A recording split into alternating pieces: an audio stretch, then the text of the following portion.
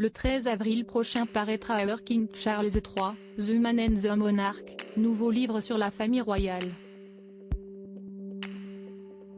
On y apprend notamment que le prince Harry, bien que très proche de sa grand-mère Élisabeth II, avait tendance à l'agacer en raison de ses sautes d'humeur. Si est sans doute l'un des plus grands regrets de sa vie.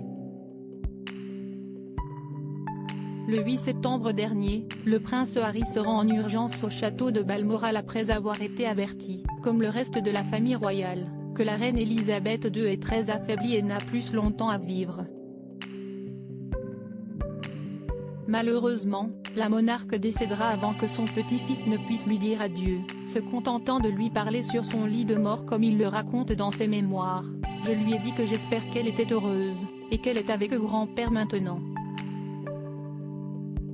J'ai dit que l'admirais pour avoir fait son devoir jusqu'au bout, s'est-il souvenu. »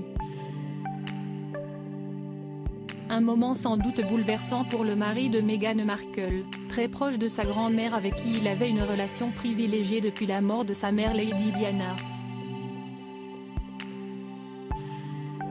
Pourtant, tout n'a pas toujours été rose entre la reine et le petit prince.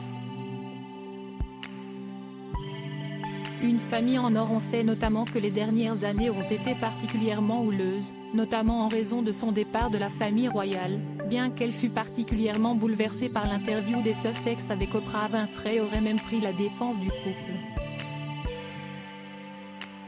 Mais selon Robert Johnson, spécialiste de la famille royale et auteur de Our King Charles III, The Man and the Monarch, à paraître le 13 avril prochain, l'attitude du prince Harry avait parfois tendance à agacer la monarque. Même la reine, qui avait toujours éprouvé une grande affection pour lui, a fini par se sentir lassée de ses sautes d'humeur, écrit-il dans un extrait dévoilé par le Daily Mail.